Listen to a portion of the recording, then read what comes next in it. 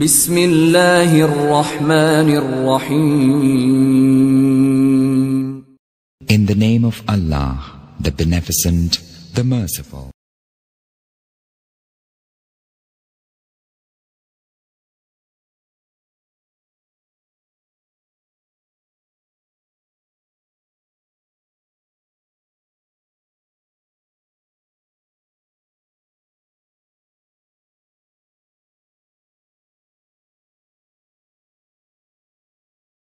बिस्मिल्लाहिर्रहमानिर्रहीम। अस्सलाम वालेकुम डियर स्टूडेंट्स, जैसे कि मैंने आपको बताया था कि हम आपको कैलीग्राफी करना सिखाएंगे और उसके लिए पहली क्लास हो चुकी है, जिसमें मैंने आपको सिखाया था कि जब भी हम कैलीग्राफी अरेबिक कैलीग्राफी सीखेंगे या आपको मैं करना सिखाऊंगी, उसके कुछ असूल होंगे।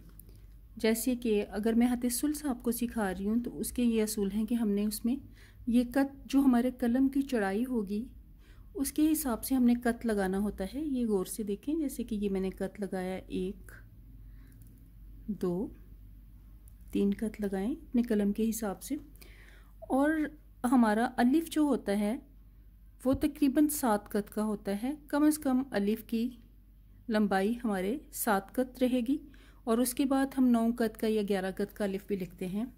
और अलिफ को लिखने के लिए हमें फॉर्मेट तैयार करना पड़ता है, जिसको नशिस्त या कुर्सी भी कहा जाता है। वो ये होता है कि हम पहले 7 कत लगाएंगे, जैसे कि ये मैंने 3 कत लगाए, फिर मैंने 2 कत लगाए, 1 2 3 4 5 6 और ये 7 कत मैंने लगा लिए।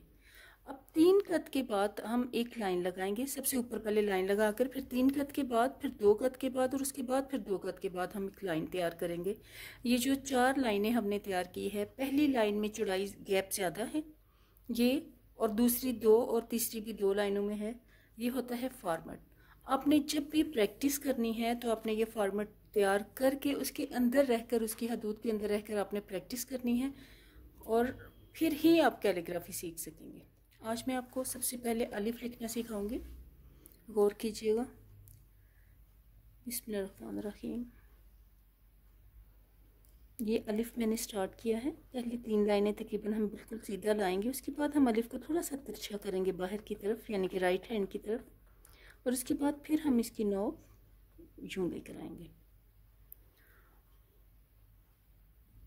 इसके बाद हम इसका ताज बनाएंगे यूं।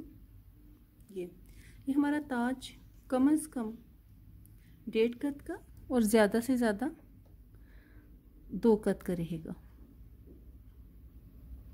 ये देखिए, ये हमारा अलिफ है और ये इसका ताज। मैं आपको दोबारा से अलिफ लिखना सिखाऊंगी, गौर कीजिएगा।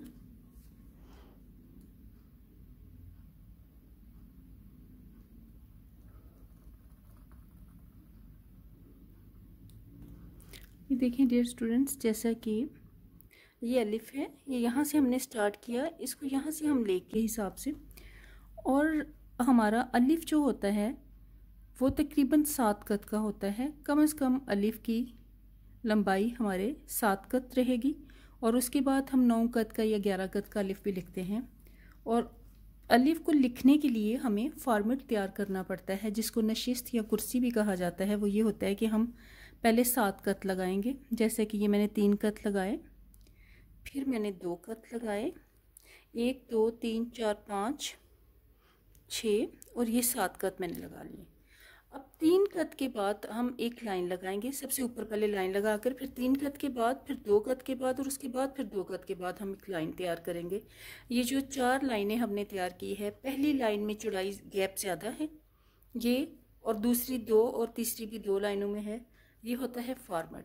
आपने जब भी प्रैक्टिस करनी है तो आपने ये फॉर्मेट तैयार करके उसके अंदर रहकर, उसकी हदूद के अंदर रहकर आपने प्रैक्टिस करनी है और फिर ही आप कैलीग्राफी सीख सकेंगे। आज मैं आपको सबसे पहले अलिफ लिखना सिखाऊंगी, गौर कीजिएगा।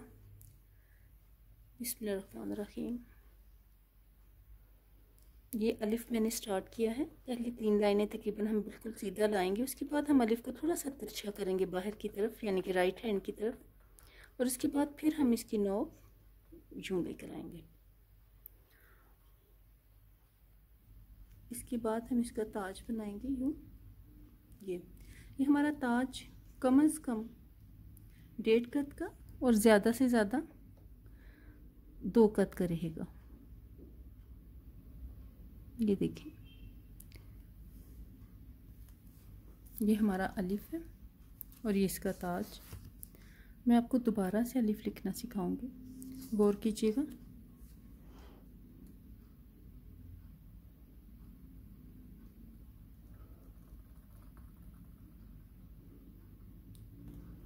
ये देखें डियर स्टूडेंट्स, जैसा कि ये अलिफ है, ये यहाँ से हमने स्टार्ट किया, इसको यहाँ से हम लेके आए ये तकरीबन आधा कद। ये देखें, आधा कद हमारा अलिफ जो है वो नीचे से बाहर निकला हुआ, राइट साइड पर निकला हुआ होगा। इसकी नोक और इसकी नोक हमारी तकरीबन बराबर होगी। इसके बाद हम इसके ऊपर ये ताज तैयार लगाएंगे। ये देखें, ये हद सुल्स का हमने अलिफ लिखा है। आपने इसकी प्रैक्टिस करनी है।